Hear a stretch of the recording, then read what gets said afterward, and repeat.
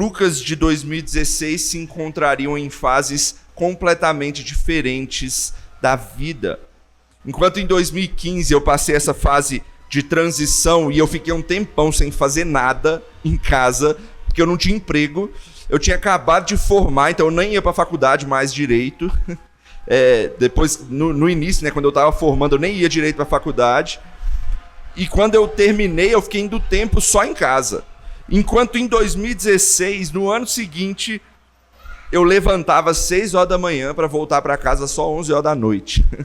Foi uma transição completa na minha vida. Mas essa mudança, mais do que simplesmente logística, né, física da minha vida, foi uma mudança maior do que essa. Foi uma transição, de fato, de direcionamento de vida. Quando eu entrei no seminário, né, eu tinha agora um novo foco de serviço na igreja, de intuito na igreja, de ensinar. Então eu engrenei numa fase que eu estou até hoje, de leitura forte, de estudo forte de teologia e tudo mais. E se você comparar o Lucas, que ia para a faculdade em 2015, mas que não fazia questão nenhuma de estar lá, com o Lucas de 2016, completamente com vontade de estar ali naquela faculdade, aprendendo, focado, sedento, a mudança, a transição de vida é completamente diferente. É o mesmo Lucas, mas o direcionamento, o estágio da vida mudou tudo. Era uma nova era, vamos dizer assim, da vida do Lucas. E o texto de hoje vai nos mostrar também um momento de transição de eras, vamos dizer assim. Um mesmo povo, antes regido por uma antiga aliança, vendo agora a promessa do Pai em Cristo Jesus sendo cumprida para se tornar igreja, a nova aliança, povo da nova aliança. É o mesmo povo de Deus, mas a partir de agora muda tudo. É um novo estágio da vida do povo de Deus, uma nova era, a era que a gente chama do Espírito. E hoje, e domingo que vem, né, que eu vou continuar no restante desse texto impactante do Pentecostes, a gente vai ver como se deu essa mudança, como se deu o cumprimento dessa promessa que Jesus tanto falou e o que ela acarreta. Então, em resumo, hoje a gente vai aprender que o Pentecostes é o cumprimento de uma promessa há muito tempo feita, de que o Espírito habitaria e capacitaria o povo de Deus. Em resumo, é isso. O Pentecostes é o cumprimento de uma promessa há muito tempo feita, de que o Espírito habitaria com o povo e capacitaria o povo de Deus. Hoje a gente vai ver, então, essa parte primária do cumprimento da promessa que o Pentecostes faz. E no domingo que vem a gente vai ver a questão de como ela é abrangente e universal. E aí eu vou focar na questão das línguas, que é o que representa isso na semana que vem. Hoje, então, a gente vai ver a questão do cumprimento da promessa. Vamos ao nosso texto, então. Em primeiro lugar, eu quero que você perceba como o Pentecostes é o cumprimento de uma promessa há muito tempo feita. E isso é importante para mostrar como Deus ele planejou todas as coisas desde o início até o fim. Então, olha aí o primeiro versículo, mais uma vez, o que o texto nos diz. Ao cumprir-se o dia de Pentecostes, estavam todos reunidos no mesmo lugar. Jesus ele havia ordenado os discípulos a esperar em Jerusalém, em algum lugar ali naquela cidade, para que eles aguardassem o cumprimento dessa promessa. A promessa de que do alto eles seriam revestidos de poder, né? Jesus disse a eles. Então os discípulos eles começaram a aguardar reunidos ali naquele mesmo lugar. O mesmo lugar de sempre, provavelmente, numa casa onde eles sempre se reuniam. E o nosso texto diz que chegou esse dia importante, e é um dia importante que eles nomeiam aí de que cumpriu-se o dia de Pentecostes. Interessante que a gente chama esse momento, né, do derramamento do Espírito Santo de Pentecostes. Mas veja que esse também é o nome de uma outra coisa, lá do Antigo Testamento. Não é só o nome do evento da descida do Espírito Santo. Esse nome já era existente por causa de algo lá do Antigo Testamento. E o que algo é esse, né?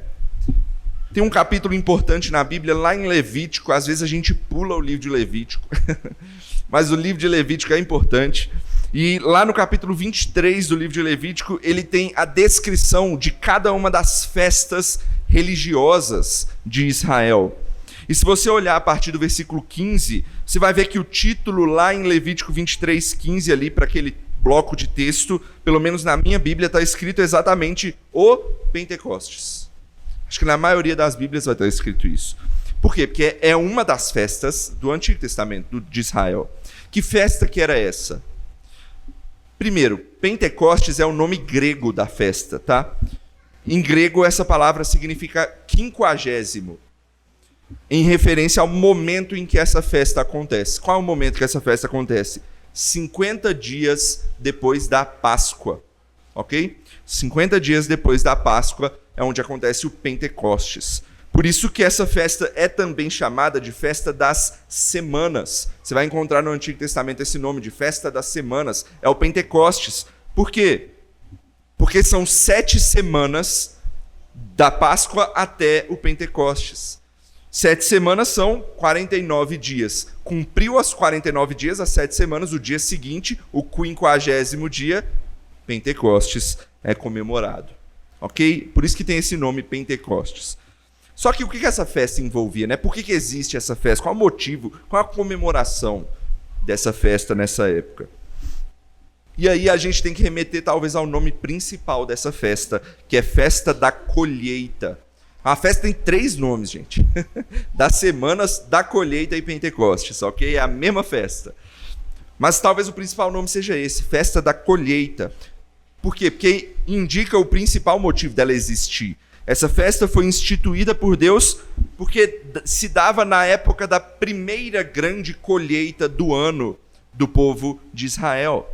E o objetivo era que o povo de Deus se lembrasse de ser grato a Deus, né? Quando eles estivessem lá colhendo o trigo e a cevada, que era a primeira leva aí de colheita que eles davam naquela época, e desse graças a Deus por isso. E entregasse, então, as primícias da colheita para o Senhor em gratidão, a bênção dele, a dádiva que ele dava ao povo na colheita. E tem uma coisa interessante, às vezes a gente perde as tradições, e tem uma tradição que eu acho muito interessante, a gente está tentando voltar a isso, pelo menos na época do Natal. Qual que era a tradição? Em cada semana que se passava, o chefe da família, ele marcava de alguma forma o tempo que se passou com as crianças da casa, com as pessoas da casa, marcando 1 semana, 2 semanas, 3 semanas, até contar 7 semanas, como se fosse a promessa e a expectativa na esperança da colheita que viria. Colheita naquela época era uma coisa boa, excelente, era comida fresca, nova, material novo.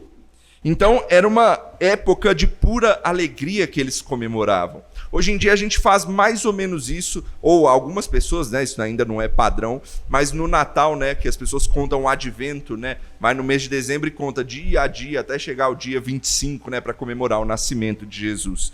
Enfim, é algo parecido com isso que era na tradição. Mas é para dizer que era uma época alegre, uma época em que se esperava com alegria a dádiva de Deus na colheita. Então o povo, quando chegava o dia, 50º dia, dia de Pentecostes, ele se reunia, era convocado, a comunidade inteira então ia se regozijar com as boas dádivas da fartura divina.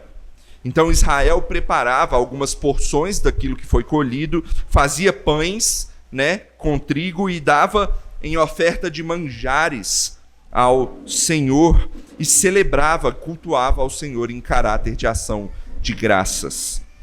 E só para fazer um paralelo interessante aqui com a Páscoa, na Páscoa também se fazia pães, e você lembra que na Páscoa não usava fermento, né? Na Páscoa não se utiliza fermento, porque na Páscoa é um símbolo de livramento da escravidão do Egito. E o fermento era algo que simbolizava algo egípcio. Então tirava para falar, eu me livrei daquilo. E para aquele povo depois se tornou o livramento da escravidão do pecado, né? Obviamente, o livramento de Deus. Só que aqui não, diferente disso, no Pentecostes tem fermento. Por quê? Porque é como um sinal de abundância da nova terra. da dádiva da colheita. Não é algo que você pede para livramento de algo. Você é grato a Deus por um livramento de algo. Você está sendo grato a Deus porque Deus abençoa e Ele dá muito para o seu povo. Então o fermento simboliza essa abundância e apontava, obviamente, para um novo mundo vindouro em que o pecado não vai corromper nada, não vai ter força para isso. Então, o ponto focal e primeiro dessa festa é a colheita. Ok? Guarda isso, que já já a gente vai falar sobre isso. Mas, essa festa também ficou conhecida por um outro momento. O momento da primeira vez que ela acontece. Qual é a primeira vez que essa festa acontece? Não é numa colheita comum de trigo e cevada, mas é num momento muito singular na vida do povo de Israel. Vocês lembram quando a Páscoa foi instituída? O povo estava lá no Egito ainda. E então Deus liberta esse povo e eles passam a caminhar no deserto. E aí o tempo vai passando e passam 50 dias. 50 dias depois da Páscoa é o Pentecostes, certo? E o que aconteceu exatamente nessa época? A gente leu isso hoje lá em Êxodo 19. Deus vem ao Monte Sinai para o quê? Para entregar a lei, os 10 mandamentos para o povo de Deus. Então, essa festa do Pentecostes, ao longo do tempo da história, ela também passou a ser uma festa de gratidão a Deus pela dádiva da lei. Quando Moisés subiu ao monte, e aí vejam os sinais lá no monte, que são importantes, né? Monte tomado de fogo e fumaça, e também tinha raios e trovões, onde o povo até ficou aterrorizado, e só Moisés que podia subir, só a ele era permitido, ele era o mediador entre o povo e Deus. Então Moisés subiu e foi naquele evento então que ele sobe e desce depois com as tábuas da lei. Isso ficou tão significativo para o povo de Israel ao longo da história, ao longo que essas semanas até o Pentecostes passou a focalizar o arrependimento diante de Deus que o povo tinha que fazer, e eles passaram a chamar esse período de espera até o Pentecostes de período da espera pela dádiva. Interessante esse nome que foi usado no Antigo Testamento. Não no Antigo Testamento, mas na tradição do Antigo Testamento, né? E no caso, a dádiva ali para eles era a dádiva da lei. Então, para resumir essa contação de história toda aqui, essa comemoração do Pentecostes envolvia 2 dádivas. Quais as dádivas? A colheita e a lei. 2 coisas importantes ali. Só que, como a gente sabe, sempre no Antigo Testamento as coisas apontam para algo muito maior no futuro. A dádiva da lei era muito pouco. A dádiva da colheita de trigo e cevada era só um símbolo para algo muito maior, para uma promessa muito maior que viria. E lembrem de tudo isso, porque a gente vai falar disso nos próximos sermões, especialmente quando Pedro, no seu sermão aqui no restante de Atos 2, ele vai citar um texto lá de Joel, do profeta Joel, que vai lembrar isso. Mas hoje basta a gente entender o que era o Pentecostes e que ele apontava e o que ensina nessa festa, né? Nesses momentos de gratidão a Deus pela colheita e pela lei. Então vamos fazer esse exercício agora de passar isso para comparar com o Novo Testamento, exatamente na época, nesse último Pentecostes aqui de Atos 2. E eu quero que você perceba como o Pentecostes de Atos 2 espelha o Monte Sinai em Êxodo. Como as coisas são relacionadas. Veja só. Primeiro, o povo, quando saiu do Egito, teve que fazer o quê? Caminhar pelo deserto e esperar. Esperar até então o momento em que Deus desceria com a lei e os daria instruções. Jesus, ele faz a mesma coisa com os discípulos. Ele manda os discípulos esperarem. Fiquem em Jerusalém, esperem lá, até o momento em que o cumprimento da promessa vai acontecer.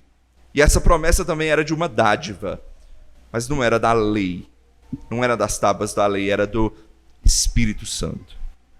No Sinai, em meio a grandes sinais e prodígios, o mediador Moisés, ele sobe o monte até Deus e depois desce com a dádiva, que são as tábuas da lei. Em Jerusalém, quem sobe aos céus é Jesus Cristo na ascensão.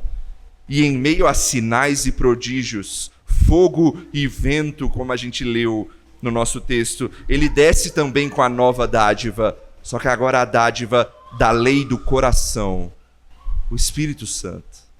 A Bíblia diz que o Espírito então grava a lei não mais em tábuas de pedra, mas em tábuas de carne no nosso coração. Além disso, a natureza da colheita do novo Pentecostes fica evidente para nós agora. Não é uma colheita mais de trigo e cevada, mas a celebração da colheita da redenção, que havia começado em Cristo Jesus. E isso fica claro quando Pedro ele vai pregar mais para frente aí no capítulo 2 de Atos, quando ele diz que todo aquele que invocar o nome do Senhor será salvo. Ou seja, é uma colheita de almas chamadas e transformadas pelo Espírito Santo. O que nos ensina que essa nova dádiva era muito mais do que os apóstolos esperavam.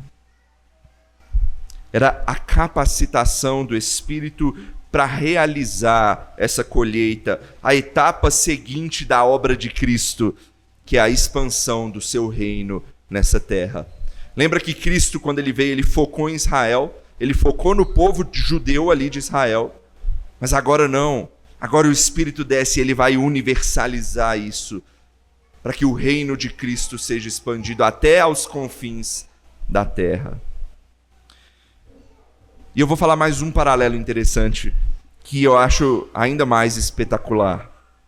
Eu não sei se você se lembra, mas lá na história do Êxodo, Moisés ele sobe ao Monte Sinai e ele passa um tempo lá, recebendo então a lei de Deus e tudo mais.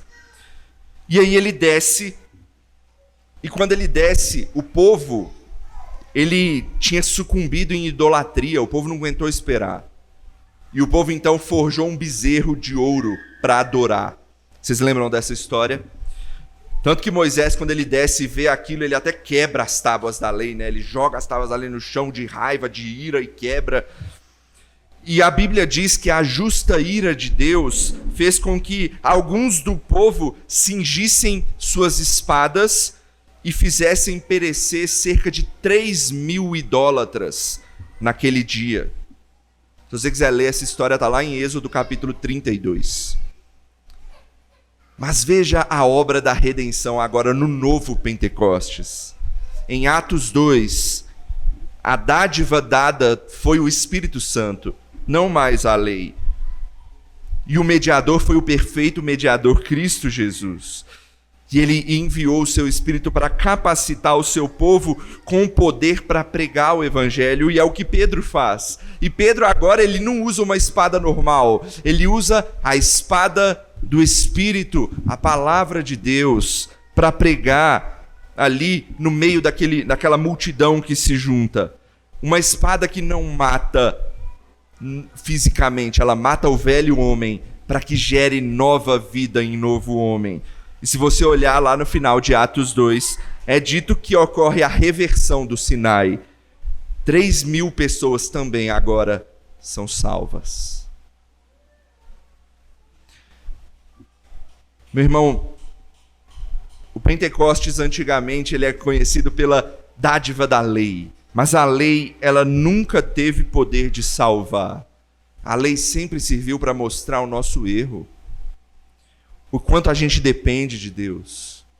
Mas agora, o novo Pentecostes aponta para o único que podia, aquele que guardou a lei perfeitamente, o Messias, e mostra então que agora vem aquele que sim pode trazer vida, vivificar o povo de Deus, o Espírito. A antiga aliança, então, clamava, aguardava ansiosamente pela nova aliança no Espírito. Essa era a primeira coisa que a gente tinha que ver, a questão do cumprimento da promessa, da história, e como Deus planejou todas as coisas milimetricamente, e como o Antigo Testamento é sombra daquilo que é visível e pleno em Jesus Cristo no Novo Testamento. Agora a gente está em Atos 2, né, há uma transição, então, de uma antiga para agora uma nova aliança no Espírito Santo. E o que vai nos levar ao nosso segundo e último ponto hoje que eu quero tratar nesse texto. A inauguração dessa nova aliança com a habitação e a capacitação do Espírito Santo. Esse é o nosso segundo ponto. A inauguração dessa nova aliança com a habitação e a capacitação do Espírito. Olha aí agora os versículos 2 a 4 do nosso texto. De repente veio do céu um som como de um vento impetuoso e encheu toda a casa onde estavam assentados. E apareceram distribuídas entre eles línguas como de fogo, e pousou uma sobre cada um deles. Todos ficaram cheios do Espírito Santo e passaram a falar em outras línguas, segundo o Espírito lhes concedia que falassem.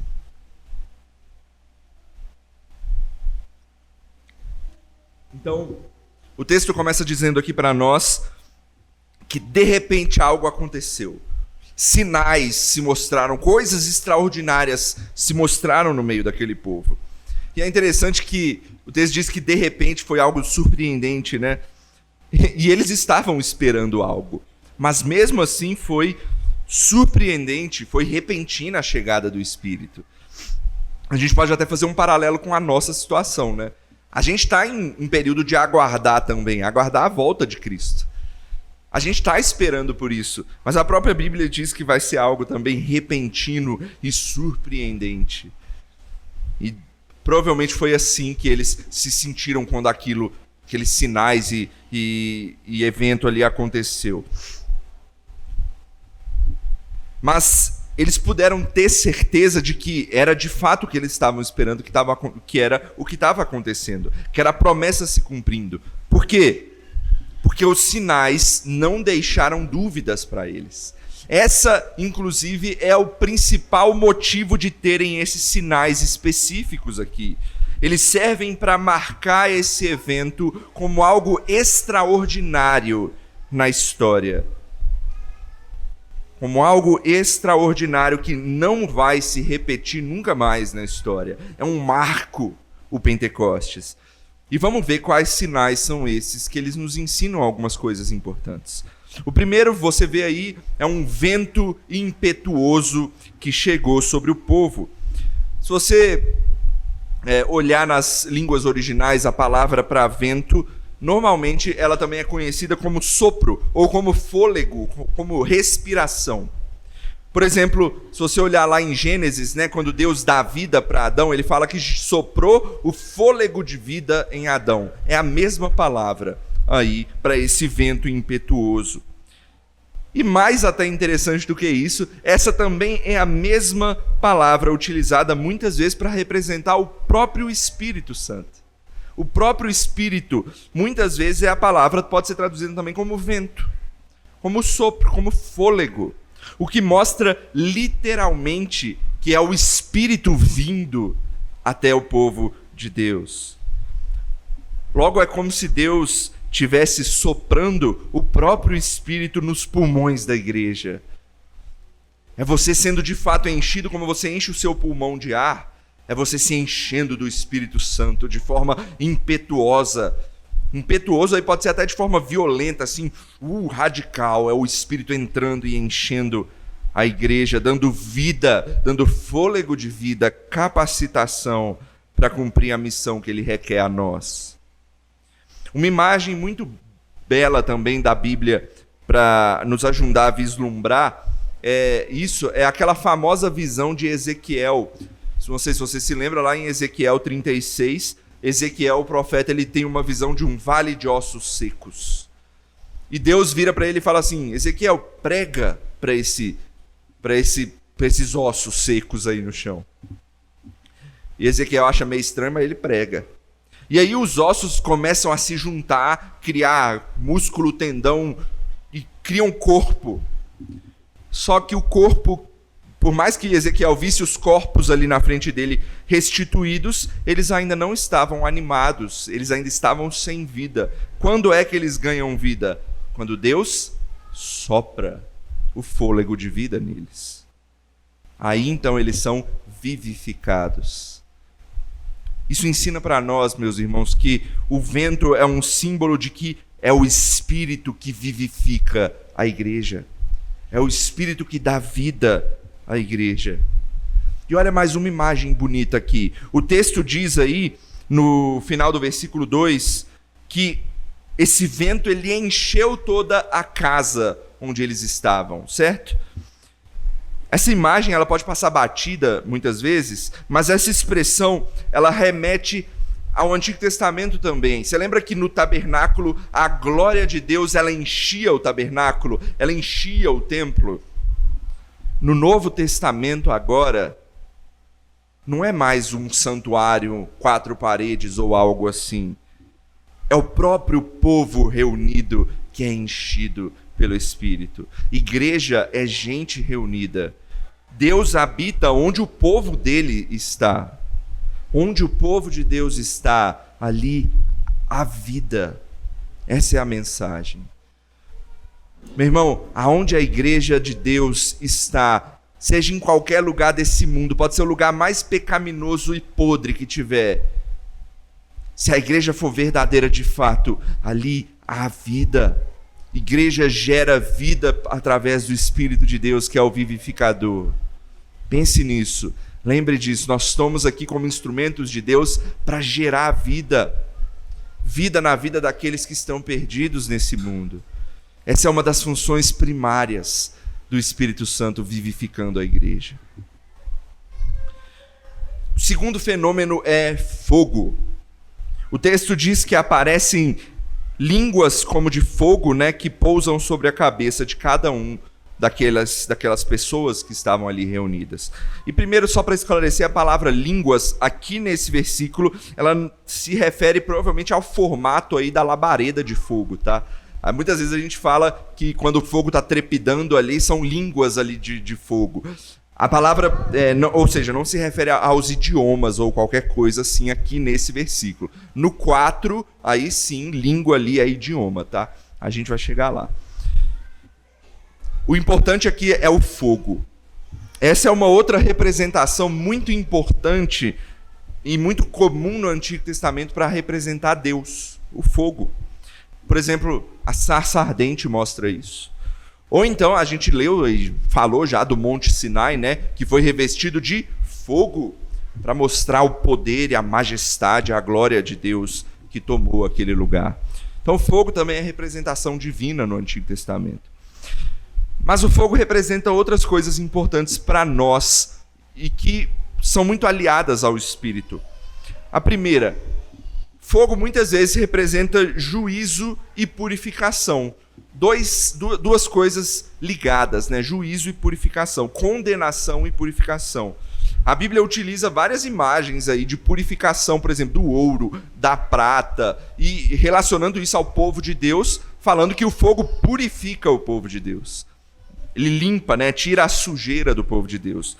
Mas o fogo também ele é utilizado para outra parte, né? A parte da condenação. Aí você pode olhar, por exemplo, o inferno, o lago de fogo, a parte da condenação, também o fogo, ele condena, ele queima.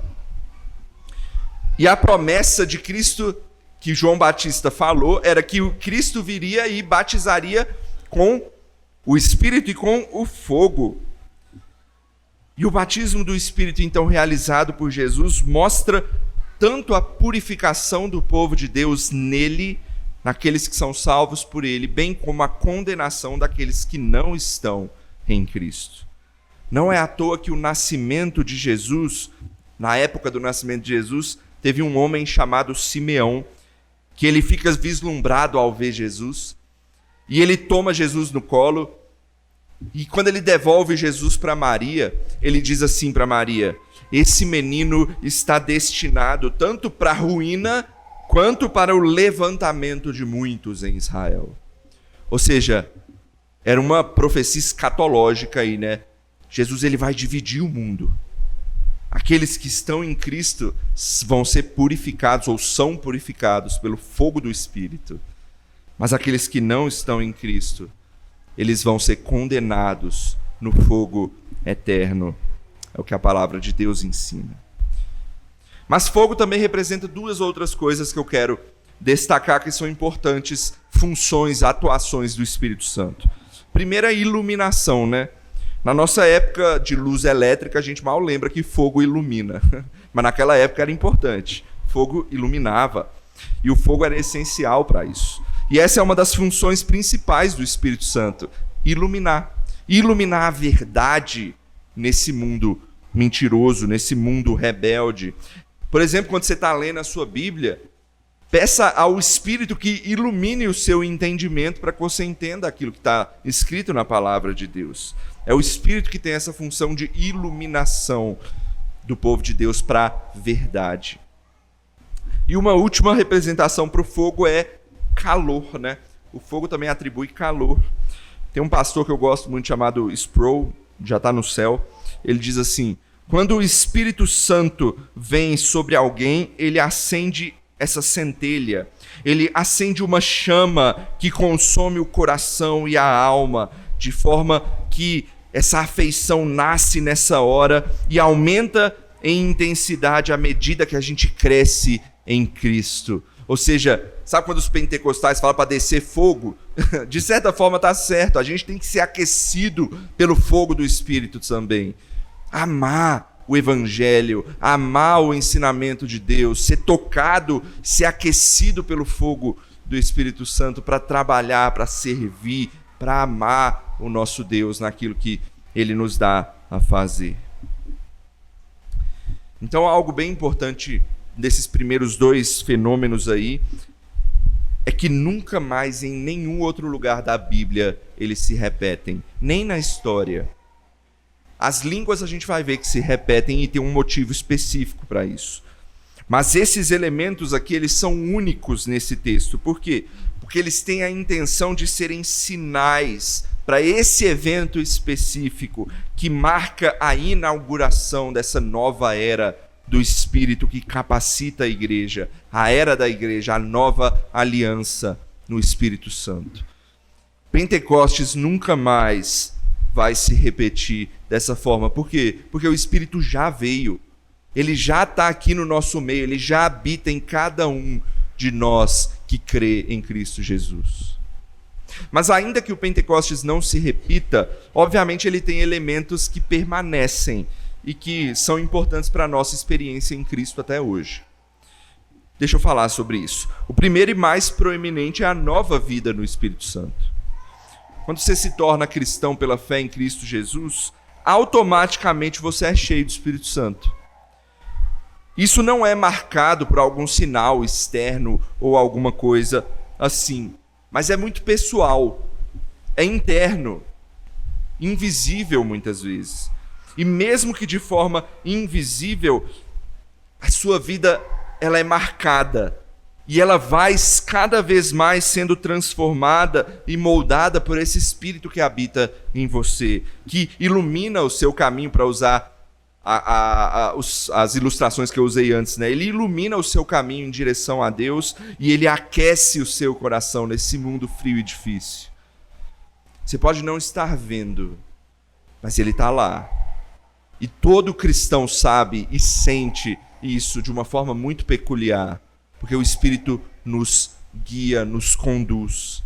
Ele é o nosso consolador, ou pode dizer também encorajador. Ele está do nosso lado, ele pega na nossa mão e nos leva.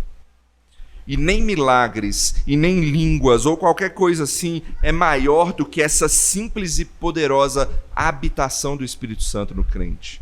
Às vezes, essas igrejas carismáticas, né, que a gente chama, elas falam que nós somos frios, né, porque a gente não demonstra essas coisas. Você quer algo mais quente do que o Espírito habitando no seu coração? Nem línguas e nem milagres ou qualquer coisa assim são maiores do que isso, meu irmão. O Espírito te vivificou, ele pegou o seu coração de pedra e ele transformou em um coração de carne e soprou o fôlego de vida. Você quer algo, um milagre maior do que esse?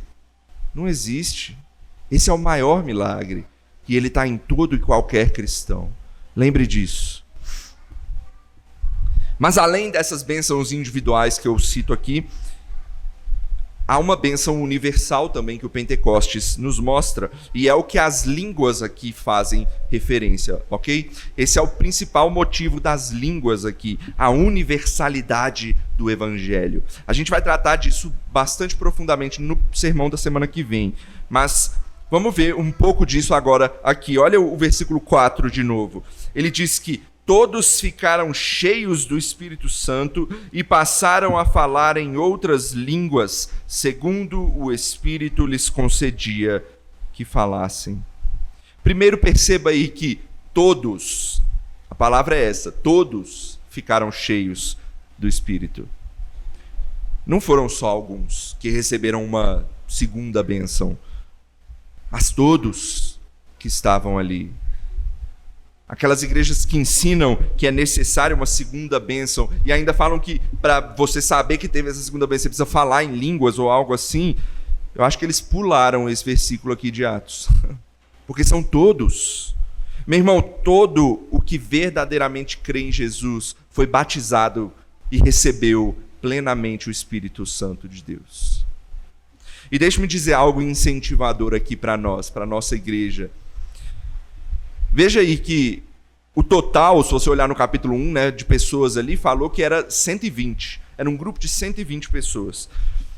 E pensa só, Jesus, ele teve o seu ministério há pouquinho tempo, 3 anos, fazendo milagres, pregando, pregações que a gente deve imaginar que devem ser as melhores pregações possíveis. E quando a igreja é estabelecida, quantos restam? 120. 120 é um número muito baixo, parece, né? Para começar a igreja depois de um ministério de 3 anos de Cristo e dos apóstolos ali. E eu quero então dar um incentivo para a igreja. Porque se o Espírito não viesse, esses 120 rapidinho iriam murchar. Mas pela capacitação do Espírito, a igreja cresce.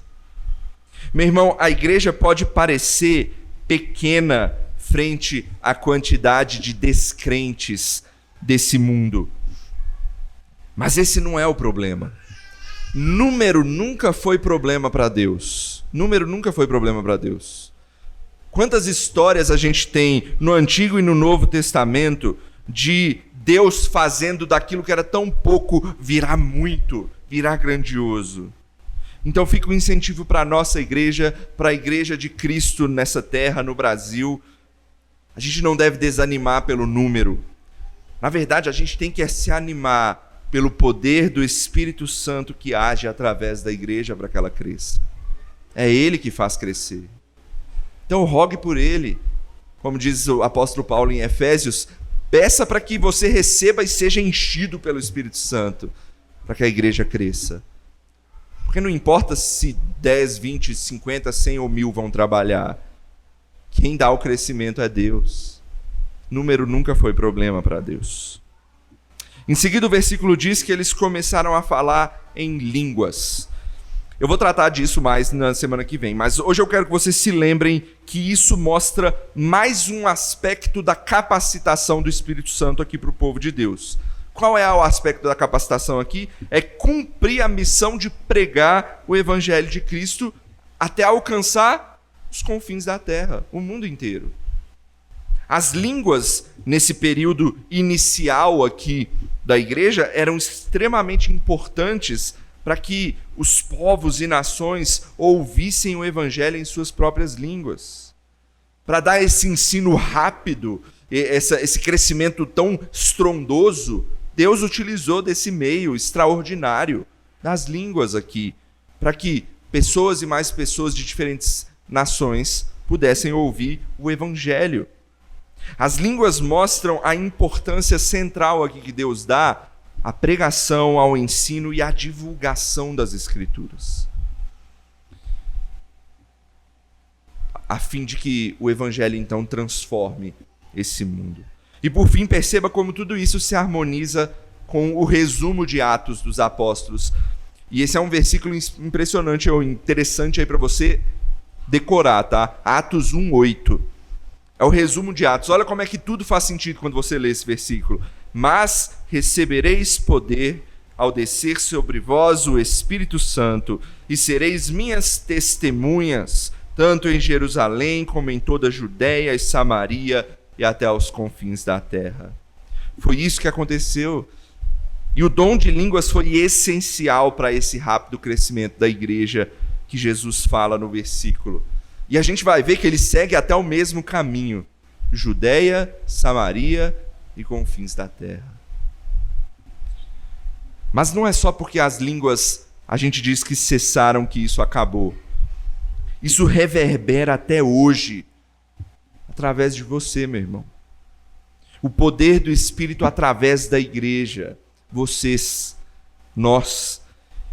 Ele faz o quê? Ele ilumina a verdade nesse mundo. Ele aquece os corações dos perdidos. Ele dá fôlego de vida aos mortos em seus pecados. Ele habilita o povo de Deus a continuar a transformar esse mundo pelo testemunho da obra redentora de Jesus Cristo. É isso que o Pentecostes fez. E é isso que o Pentecostes habilitou você a fazer, sendo instrumento do Espírito Santo para vivificar esse mundo.